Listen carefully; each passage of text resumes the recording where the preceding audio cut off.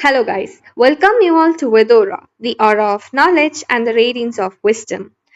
As we have completed the part 1 video of Physiology of Excretory System, where we have covered almost all the essential important topics of the chapter, in part 2 we are going to discuss about the 5 mark questions as well as the topics to be known for a knowledge purpose. So the first topic is glomerular filtration rate, that is the GFR. This is the volume of the glomerular filtrate formed per minute by both the kidneys. Why is this value important? It is important because it is the index of the renal function. The normal values of GFR are very important. They can be asked in MCQs, so try to study it. It is 125 ml per minute or 180 liter per day in normal adult male. This may slightly become lower in females. What is the mechanism of the GFR? The forces involved in it. So this is the net filtration pressure. It is of three. One is the glomerular capillary hydrostatic pressure, which favors the filtration. Then the plasma colloidal pressure and the osmotic pressure opposes the filtration. Then the capsular hydrostatic pressure, this also opposes the filtration. The balance of these forces produces the ultrafiltration of the glomerulus. Coming to the factors affecting this is the blood flow in the renal capillaries, the efferent and efferent arterial tone, the plasma protein concentration, the permeability and the surface area of filtration membrane. So how is this regulated? It is done auto-regulation and neural regulation, and next one is hormonal regulation. These are the three regulations. Auto-regulation may be myogenic or tubuloglomerular feedback.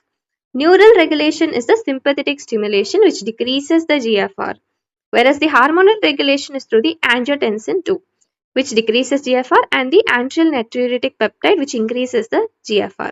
Coming to the significance of this GFR, it is an indicator of the kidney function, as I have told you earlier.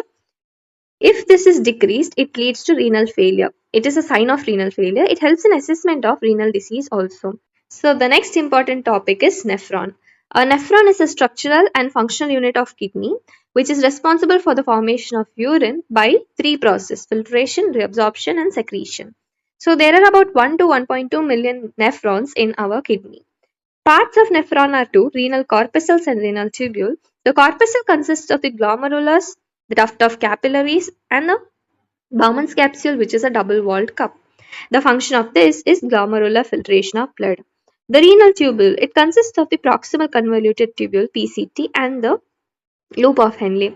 These PCT are lined by the cuboidal epithelium with brush border, where maximum absorption of water, glucose, amino acids and sodium ions happen. Loop of Henle, it has descending limb and ascending limb, where reabsorption of water happens in descending and of ion happens in the ascending limb. It is essential for the concentration of urine. Next part is the distal convoluted tubule. It is a fine regulation of electrolyte influenced by aldosterone. Collecting duct, final modification of urine happens here, and the water reabsorption under ADH happens. Types of nephron we have two. One is cortical nephron and juxtamedullary nephron. Maximum 85% is about cortical nephron, and juxtamedullary nephrons are important for concentrating the urine. They are mostly presented in the periphery. The functions of nephron.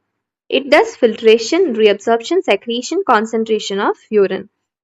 Next topic is micturition. So micturition is a physiological process in which the urine is expelled from the urinary bladder through the urethra. This is a reflex act which is voluntarily controlled in adults.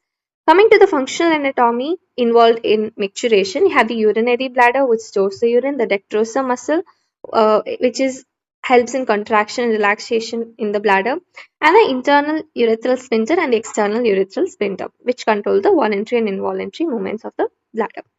Mechanism of micturition: it has filling phase and micturition phase. Filling phase includes the urine fills in the bladder, then the bladder wall will stretch. Then the stretch receptors are stimulated when the volume reaches 300 to 400 ml. This will send the neural signal to the higher systems, and the micturition reflex happen where the stretch receptor travel by the pelvic nerve to the spinal cord, that is S2 and S4 nerves. Then parasympathetic effect, impulses return to the bladder. Then effects are contraction of the detrusor muscle and relaxation of internal urethral sphincter. So yes, this is the flow chart for micturition reflex.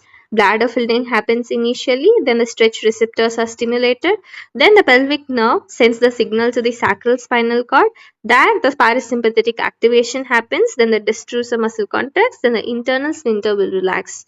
Then the micturition happens. How is the voluntary control of micturition handled? It is a sensory impulse which reaches to the cerebral cortex. Then the external urethral sphincter is controlled by the pudendal nerve.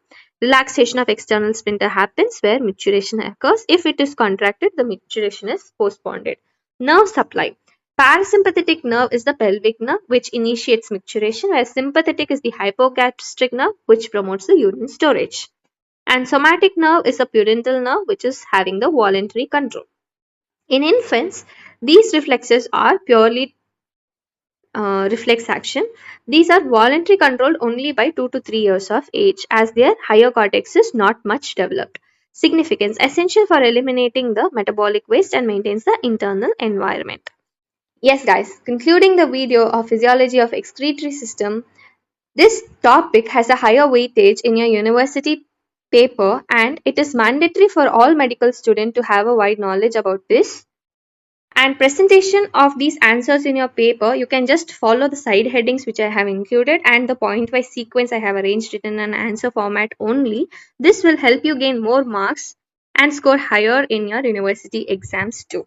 So yes guys, thank you.